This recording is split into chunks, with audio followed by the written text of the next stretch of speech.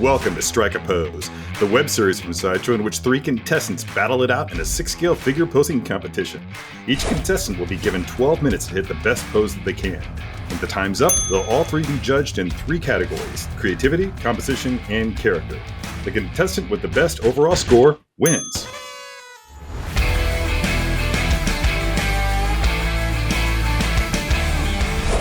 And we're thrilled today to have with us 3 talented actors who portrayed dwarves in Peter Jackson's The Hobbit trilogy. So welcome to them. First up is Stephen. Next we have William. Woohoo! And last but not least is John. Hello, Stephen. Hello, Terry. Hello. How you going? Pleasure to meet you. Thank you so much for taking the time to be on the show with us today. Oh, no worries at all. Now, it's fantastic. It's good to be here talking to the world. Obviously, you played Bomber in the Hobbit trilogy, as you're really leaning into it there, and I think that's great. Yeah. Bomber was one of the characters that I distinctly remember from the first time that I read The Hobbit as a child. He stood out in my mind. It might have been for various reasons. We have an affinity for cheese. I know that. Each of us do. One of the favorite scenes that I had from the film was watching Bomber outrun everybody in that great chase into the House of Beorn. Yeah, that was a big day. What was that like? It was awesome. And, you know, with a lot of these projects and with any film, really, no one says, oh, by the way, tomorrow you're going to be doing a run. But I could see it in the schedule and on the script. And we're all staying together. And I think William was with me as well. And we went for a big walk the day before. I thought, you know, just to get warmed up and possibly to get, you know, some of the alcohol out of our system from the night before. And I turn up on the day and we have a bit of a run. But it's kind of like launch into it. And I remember distinctly the direction. Pete was like, "Okay, so we're running away from the bear, and it's like life and death. So you know, you got to go pretty quickly, and don't pretend to run. Don't pretend to run fast because it's going to look silly. So you guys just really go at a good clip, and just run as fast as you can. And Stephen, you just run faster. Action." That's exactly the way it was. And the looks on the guys' faces, because I tend not to look like a middle distance runner. I mean, I'm very quick over 3-4 meters, but anything longer than that, I tend to struggle. And so there was genuine surprise from the cast and the crew seeing like this, because they see what I do to the catering table, and they were like, "This guy's not going to be able to do anything." And but the stroke of genius was I asked the costume people to bring my running shoes down instead of the big hefty boots. So I had my runners because they couldn't see my feet. And we did 3 takes, and then that was it. And, if I wasn't in the condition to do it, it probably wouldn't have been in the film. So, yeah, always be prepared. He actually saved my life, that man, because I was almost 10 years older than the next older person in the Hobbit crew, the Dwarven crew, and I couldn't keep up. I was always the last one through the blooming door. So doing just 3 takes was wonderful for me. It was great. Thank you. John, I'm going to watch out for that the next time that I watch the film. So, yep, there goes John, last one in the door. There's John, last one in the door. Yeah. I'll be paying attention. Oh, Stephen told it like it is. It was all real. We were running hard out, and poor Stephen, man, we all felt for him because he was running hard out. Well, thanks so much for your insight, Stephen, and thanks again for being on the show. Looking forward to seeing how you perform. Hello, William. Hey, Terry, how you doing? Doing well, especially thanks to your enthusiasm. That definitely adds to it. It's a pleasure to have you on the show today. I've only been looking forward to this for freaking months. We've been planning this for a long time, haven't we? This has been sitting in the corner of the bedroom, tempting me. Oh, and just wait until you get it open. I think that you'll find. Oh no, I'm too scared now. Well, you play Bomber's brother, Biffer, in the show. I'm Bofer and Bomber's cousin. Yeah, I'm like the odd one out. I'm the one that they didn't really want to take on the quest, but they didn't really know what to do with them, so they had to bring them along. Yeah, well, that kind of like in the film, actually making the film was that kind of. we carried that for 3 years. Well, that brings up an interesting point insofar as your character is concerned. Now they added the axe in his head, for the film. And as I understand it, you probably had this discussion several times, but there's been some discussion about how representative that is of characters with mental illness, and the importance that your character played for some people out there, for some fans who saw the film. I really appreciate you saying that, actually, because I have had contact all around the world with people that connected in that way with the character. What was wonderful, and I'm going to wind back here just a bit with John and Stephen, is the very first day that we were revealed, our characters were all revealed to us, and they held up these beautiful artistic renditions of each of our characters. One of the wonderful things they said on that day is that we would like you guys to interact with the writers, with Philippa and Fran and with Peter, with ideas to present on how your character can go through the journey. And we were all given that opportunity right from the start, which was magical, really, to be able to have that said by Peter freaking Jackson, say, hey, bring ideas to the table about your character. So straight away I saw that axe in the head, and I started to kind of think about all the possibilities of that and what that would do to a person and how they would be. And so through that, we came with the idea that he was mentally imbalanced, basically. And we also talked right from the start about if the axe could ever come out of his head. And thank God it did in the extended version. The extended version, that's right, yeah. Thanks so much for that insight there. Thanks so much for being with us today. Oh, I'm excited. Got my dwarven beer. Hello, John. Hello, and thank you for inviting me. It's a real treat to be here. It's a bit less of a treat, of course, to see Stephen and William here with me. It would have been much better if I'd been here just by myself, but no, they were wonderful people to work with in the film. And if I can just interrupt for a moment, going back to what William was saying about day one, and I had to go back and reread the book because poor old Owen was mentioned literally 3 times, and it just said he was brown and lit the fires. So everything that Owen became in the film, deaf and something of the medic in the team, came out of conversations that I had with the writers and also with Peter Hambleton, who played my brother, and it was he who suggested that being a medical person, I probably delivered Gimli and dropped him on his head, which would explain his character in The Lord of the Rings. Oh my God! Have you had a conversation with John Rhys Davies about that? That would be that would be a lot of fun. Yeah. He did turn up when we were shooting one day, and he walked in, and he just looked at Peter Hambleton and yelled, "Daddy!" And they went and did it. It was good. Yes. That's and I think, oh, you poor buggers. Yes. That's it. Well, as you mentioned, John, you did play Owen in the Hobbit trilogy, and fantastically, I might add. I was really impressed with the bravery that the character showed standing up to the Goblin King, obviously. That crack about smashing the trumpet it always gets a chuckle every single time. And are you aware, though, of the character's end, how the character meets his end? Oh, yes. The Silmarillion reveals that.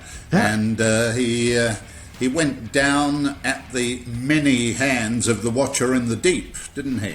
That's horrible. So, yeah, that's horrible. What a way to go. I'm glad you knew that because I didn't want to spoil anything for you. But it's good. Well, I hope I haven't spoiled it for anybody else. Yeah. One of the reasons I think I'm particularly chuffed to be here today is that I was recently told that I am the 2021 winner of the Actors Equity Lifetime Achievement Award. Yay! Thank you. Congratulations, John. at the end of February, we're having a bit of a do, and I will be telling stories that are rude and disgusting, and will name possibly a couple of actors who you may have spoken to today. We wouldn't expect anything less. I did not have sex with that dwarf. Okay. It was a completely different dwarf. I was just going to say, with the Watcher in the Deep, of course, I mean, nowadays the Watcher in the Deep, that would be against regulations. There would be a fence around that body of water. So, you know, if that had have happened back in the Dwarven times, you would have been safe. Wait, do dwarves have regulations? Not really. If they didn't have regulations, they couldn't break them, could they? Excellent, John. Congratulations on that. And I'm really pleased to have you here. Thanks for taking the time and being with us here today, and good luck in the contest. Thank you. All right, gentlemen, once again, thanks for being on the show. Really great to have you here. You have your packages that we sent to you quite some time ago in front of you. Are you ready to find out what's in them? Yes! Oh, yes. Then all of you, grab a cutting implement of your choice and rip it Right. and pretend that it's Christmas. Here we go. Woo-hoo-hoo-hoo. Oh, there it is, Stephen. Dang. Oh, yes, it works.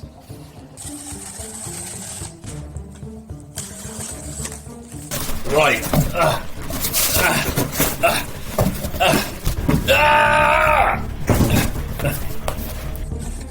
Oh, my giddy arm.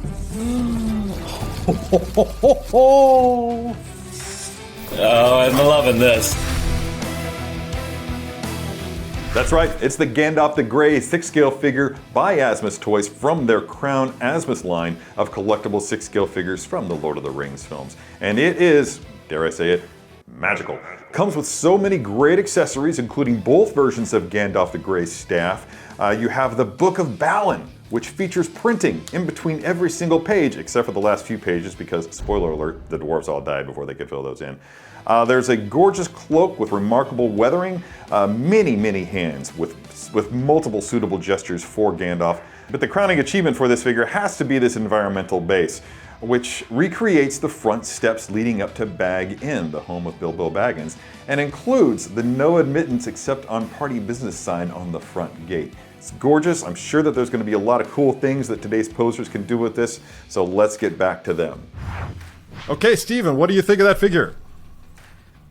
I've literally got goosebumps, and the one thing I haven't opened yet is the. Oh my gosh! Oh, Ian. we caught that individually. That's great. Oh my gosh! Oh wow! Yeah, it's really well done, right? Even the pack. I love the packaging, like the slide out book thing, and I can't wait for my daughter to see it because she's been staring at the box for quite a while, and she's been waiting for me to open it. So Excellent. I heard you Wow. mentioning earlier that you are a collector of things. I see that there's some Lego stuff in the background. There is, and there's also now scattered. There's a few Bomber toys you can see scattered throughout the Lego. My daughter is a big collector of the Harry Potter Lego. She started off on Lego Friends, so now our Lego set's it's a blend of Harry Potter, Hobbit, Lego Friends sort of combination. But I only got into the Star Wars Lego probably on my 50th when I got the Millennium Falcon. So It's quite a rabbit hole. I've been down it myself, so Yes. I can totally relate. I intend to dig deeper. Well, excellent. Okay, William, you've got Gandalf in your hands, I see. What do you think? I love this. It is stunning workmanship. It is a beautiful, beautiful figurine. The hair is incredible. And he's got a hat. I'm very, very interested to see what I might be able to do with him. John, you seem very intent on your figure right there. You're studying it very intently. What do you think of it? I am blown away by the detail that is here. It is absolutely extraordinary. Whoever was responsible for creating and making these is a true artist or group of artists. And the opportunities to do things with this are just so many, it's going to be difficult to work out what to do. Just one example of the detail. You saw the hands being shown to you before, but the amount of detail in those hands, the the veins that you can see, the nails, they're just extraordinary. And here is a book. Goodness knows what the book is. It's got things written on every page on the inside. This is just extraordinary. That is Balin's book from Moria that Gandalf and the Fellowship found when they descended into Moria. Oh. Yeah. Stephen, what qualities do you possess that you're going to bring to the table today that's going to help you outwit and beat your competitors in the end? Well, I just think you said it, like wit, obviously, general ability, and a track record of not losing. All right, William, of the many talents at your disposal, which one you're going to bring to bear to defeat your competitors today? Look, I'm just here to have some fun. It's not about competing. It's not about winning. Well, yes, it is. You know what I'm going to do? I'm just going to channel Biffa. Because Biffa was a bit nuts, and I think I'm just trying to think outside the square and see what I can come up with that might be a little bit cuckoo land. Solid response. I can't wait to see how that goes. I'm very excited about that. I'm scared now. John, you're staring at that figure with an intensity. I have to know, what are you thinking about? What is your master plan that's going to bring you into the victory circle? As soon as I opened this and saw Gandalf, I was reminded of the last day of shooting of The Hobbit, when Ian McKellen came over to me, stroking my arm very gently. He said, "You know, John, we didn't have a lot to do together on the film, did we?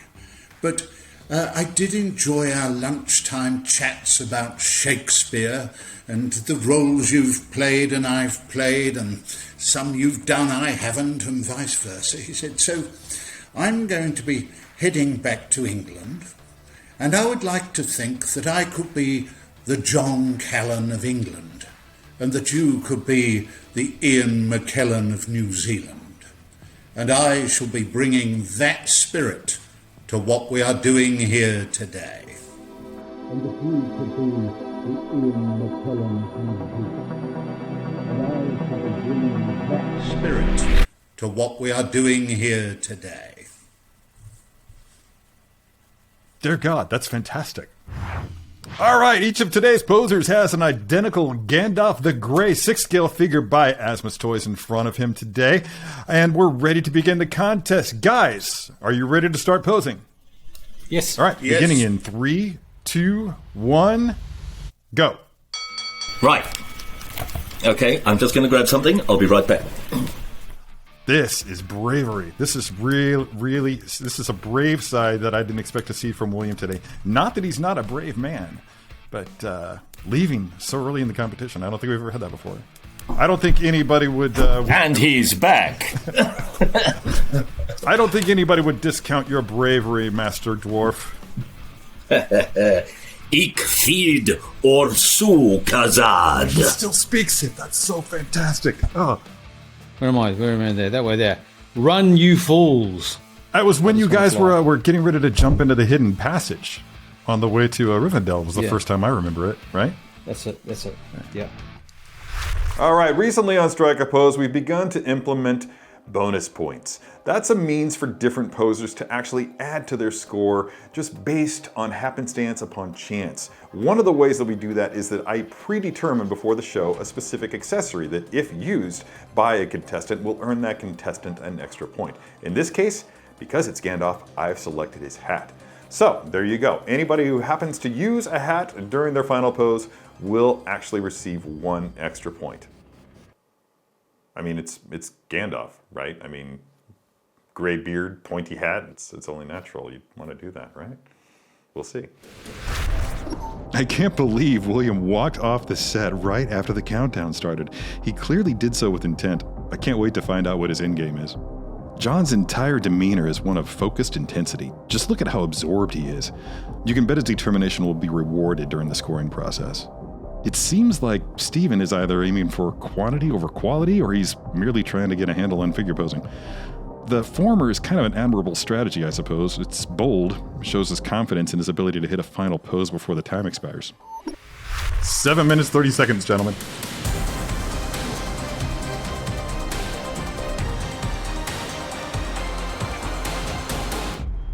stop posing. We've reached that point in the competition in which we throw you guys a curveball. From heroes to villains to creatures, Sideshow's mission is in creating highly detailed statues, posable figures, fine art prints, and prop replicas. At the core of Sideshow is a team of passionate artists and fans dedicated to celebrating our favorite characters and universes. We give fans access to an extensive catalog of hand-picked, high-end collectibles. 5 minutes, 30 seconds, gentlemen. I was born in the Perryvale maternity home in northwest London, and after I was born and left it, they knocked it down. Was that on the same day, John, or like a few years later? No, I had to get to the age of 16 before they could do it, because they didn't want anybody around who had been born there. And I had left for New Zealand by then. Okay, gentlemen, hands off your figures. It's time for the caveat. Oh, We've reached the point in the competition where we throw you guys a curveball. Just a little bit of a caveat, something new to shake things up and make things a little even more interesting than they were before. In this case, you're so welcome, John. In this case, some curveballs are more challenging than others, and in this case, I've determined that if you're using Gandalf's staff in your pose, you must switch it out for the other staff. Now, I'm sure a lot of you out there are thinking, come on, Terry. Swapping the staffs, what kind of a curveball is that? Well, I just wanted to cater to the relative inexperience of our 6-scale posers on the show today. At least 2 of these guys have minimal, if any, experience with playing with figures at this scale and hitting the poses that people are used to seeing on the show. So just to cater to them a little bit, I decided to go ahead and keep the curveball nice and simple, reduce the amount of complications that they had to contend with, and make this a more fun experience for them. Begin in 3, 2, 1, go! okay. Look, I'm just thinking things. I'm doing hands. I'm doing shit. Oh, shit, there's hands everywhere. Would you call that handemonium? This is a show of hands. Hands? Epic proportions. Oh, one hopes so. Oh, that's handy. Yeah. Did I hear somebody calling from the background? Yes. It was my wife. What is William doing? I can't see his figure. Is he already done? What's happening? And why am I so afraid? Stephen is finally putting together something that appears to have a story to it, although I can't quite tell what it is from this angle. Can't wait for him to tell it to me. I have to admit that I'm really already liking what John's doing. I'll need to see his pose from other angles, obviously, but I'm seeing more of the character of Gandalf coming out in his figure.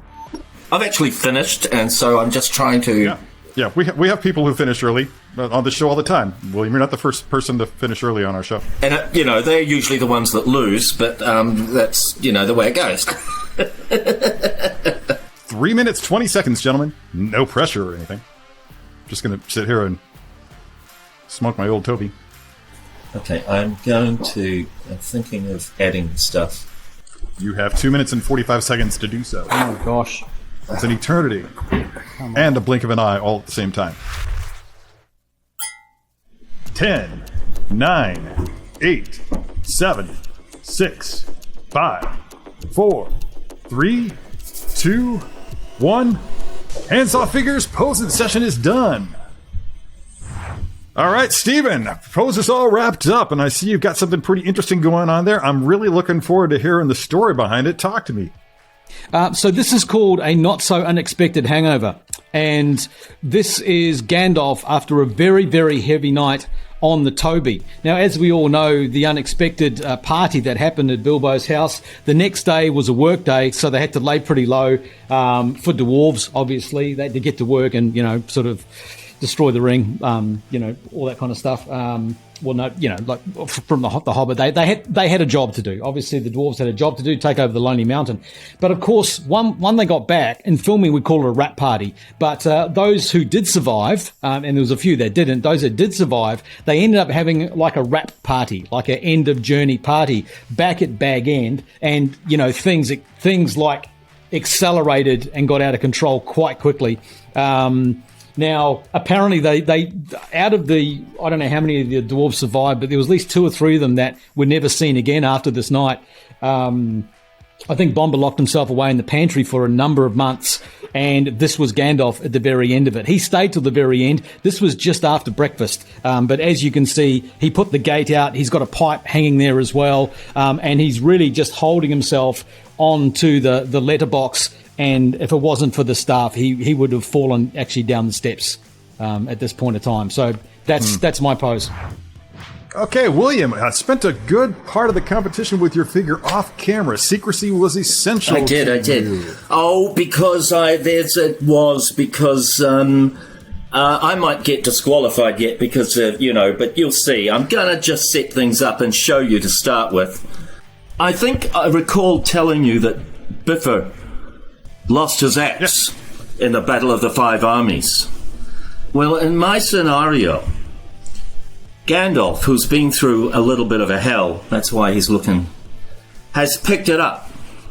Because that's Biffer's axe. And Gandalf has it in his arms. And Gandalf is very, very, very upset and angry, and he is pointing at Biffer. Because Biffer has got Gandalf's stave and Gandalf's hat. So I'm a bit naughty because I've used another figurine. I was going to say it's very creative, but I want to launch a protest because it was unauthorized use of extra equipment. So I know. I'm just putting the protest out there. Nothing personal. Obviously, I want to win. I thought that might get me, but then again, it is Biffer's axe. Yeah. And it's real. Is that part of your prosthetic that you brought home from the set? Yeah. It's the real one. It's the real one, but now Gandalf has it. Well, I'm not angry. I'm just disappointed. Seriously disappointed. I'm sorry. He's got 2 figures there when we were asked to do 1. It's fine. But now there are 2 protests lodged, so we'll just leave it to the judges. I'm looking at the hood of his cloak. Is it? Have you tied the cloak around his neck, or is that just kind of hanging? No. Okay. It's hanging off his hair. His hair's been put up in a bun. So Gandalf has a man bun. Look. Yeah, look at that. Gandalf can do whatever he likes. Personally, on a personal level, I'm thrilled to actually see that axe on this show. We don't often get to see screen use props on the show, especially one so epic as Biffer's axe. I mean, I'm thrilled. Yeah. All right, John, you were a study in intensity when you were working on just taciturn, just focused, laser focused on your figure, and I assume that it's because you wanted to bring some sort of dignity to both the actor and the figure itself. So I'm very anxious to see what you've done here and to hear you tell your story. So talk to me. Well, this goes back to exactly what you were talking about before, which has to do with Ian McKellen himself. And it has to do with not just his experience, his knowledge and his wisdom, but also his tremendous strength and the strength of the character that he effectively created for these films. And the first one is an unexpected adventure. And here we are with an unexpected visitor, or more than one. And they have come to the dear little Hobbit's house, and he is there by the gate, ready to defend the Hobbit even before the story has begun. He may have sent word out that these dwarves should come to the Hobbit house in Hobbiton, in New Zealand, but he didn't expect them all to turn up at once. And here they are, thundering through the gardens, eating whatever they can pick up along the way, and he is ready there, posed, to do what he can to calm them down and bring a bit of order to it. Now, I'm just going to rotate ever so slightly. There were some nice little things like this book, for instance. I don't know if you can see the book there, can you? And I can. That book wasn't brought in by any of the other chaps. I thought it was important that he might be able, with his ability to travel to and fro, to have found this already and to have brought it with him, and to have transfixed time for a moment or two. Also, we were asked to change the fabulous Lance staff here, and I had the one with the light on the end of it.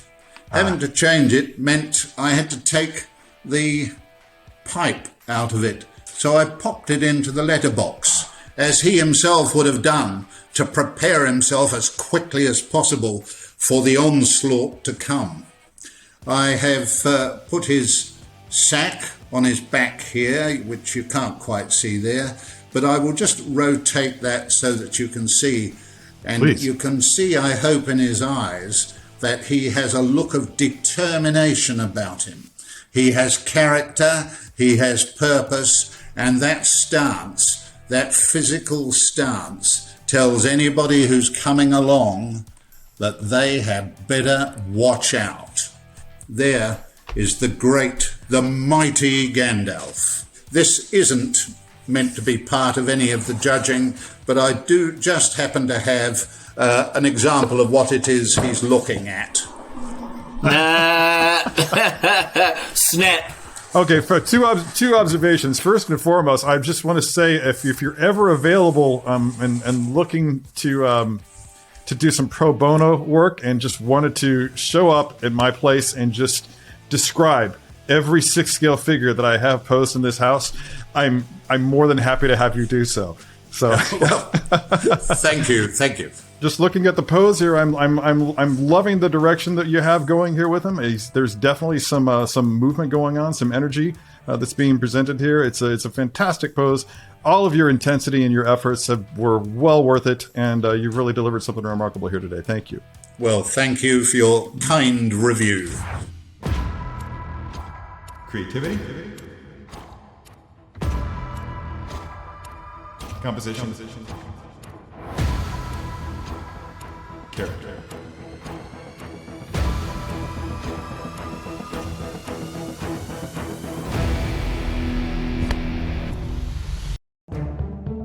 The winner is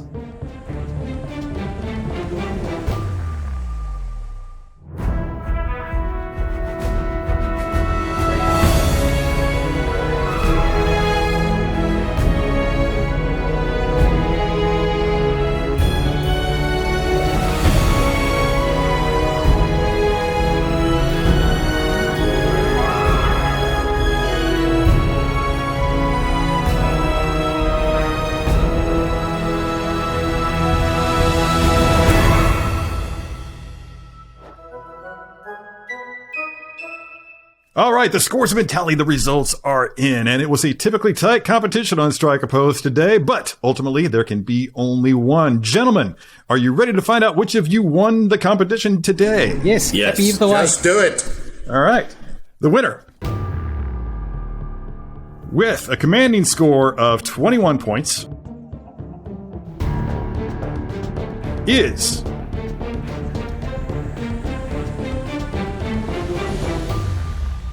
John. Yay.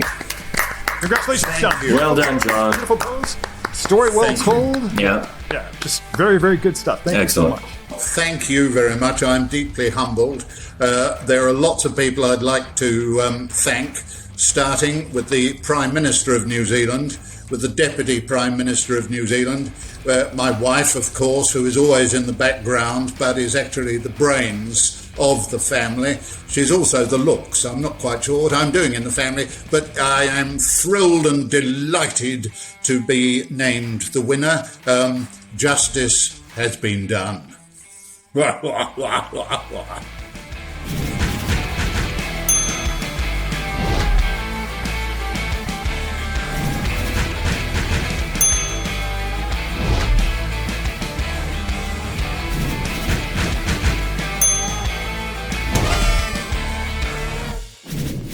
Stephen, job well done. Thank you very much. And I think to quote it, like in New Zealand saying about with our national sport of rugby, it was a game of two halves. I thought it was both played pretty well, and it was refereed pretty fairly. I think John is a worthy winner. Obviously, there was a lot of knowledge, there was a lot of integrity, there was a lot of genuine care in the storytelling. It was very legitimate. Basically, everything I tried fell over. My bloody gate fell off. Everything was falling to shit, and I decided that he was hungover. I mean, that pretty much came to me spur of the moment. So I'm going to have to put my hands up about that now. It wasn't what I was intending, but I almost bullshitted enough to get away with it. So well done, John. Thank you. For just a few notes, if you don't mind me talking about, yes. I actually genuinely enjoyed the story that you told with your figure, even more so now that I know that it was off the cuff. I felt like the construction of the pose was actually really strong. It looked really good. I would if you were actually going to be doing a photograph of that, I'd be totally fine with it. I gave no marks against your pose whatsoever. In fact, I think that I actually, you got a couple of extra points for composition. I like what you did with the pipe. You were just edged out by John, so you're more than welcome to come back on the show and try it again if you like. Anytime. William, tough day. Yeah, look, Terry, I'm not happy. I can't say I'm happy about this, the decision. I do feel that there's things that need to be addressed. One thing I would like to say is something the producer said, which was awesome, is that I'm not a loser. I'm a non-winner. And that's good. And I feel really, really taking away that is an awesome feeling. But I had a man bun. Now, come on. Who else on the site on Striker Pose has given Gandalf a man bun? William, calm down. I think you should be quite happy because quite obviously I was a very close second. And, yours, I mean, it's basically a bronze, mate. It's still a medal. Well, I'm glad that you had fun, William. Thanks so much for being on the show. I did. I loved it. If you have the opportunity to come back, you'd be more than welcome. I'd love to. It was awesome. Thank you so much.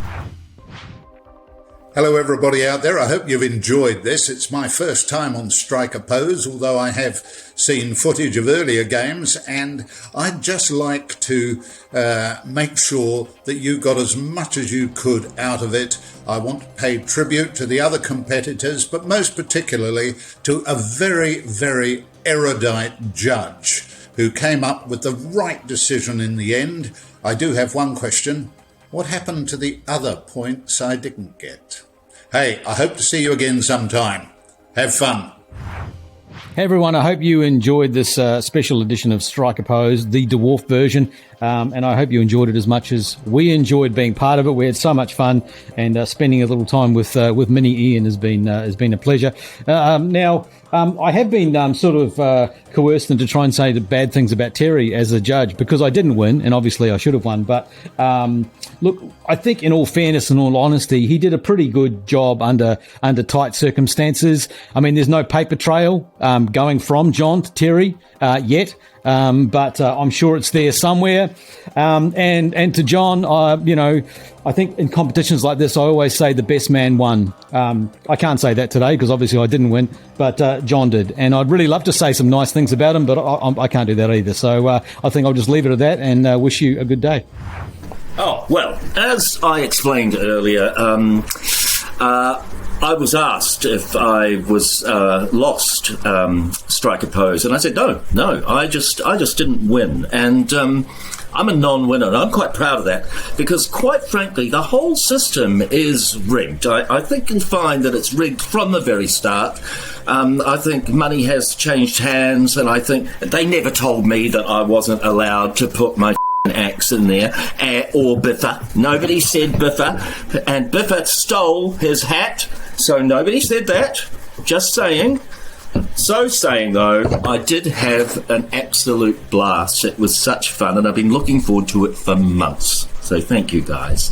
But it's all rigged. It's all. They decided ages ago. John paid them out.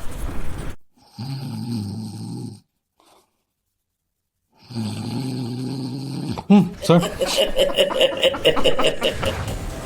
All right, what an excellent time watching these three excellent men interact with each other. In addition to the good times, they also illustrated that when it comes to figure posing, whim and whimsy may be fun, but steadfastness and focused attention to detail will more often than not win the day. And that's it for this episode of Strike a Pose. Be sure to let us know who you thought won the contest in the comments below. Again, thanks for watching, and we'll see you next time.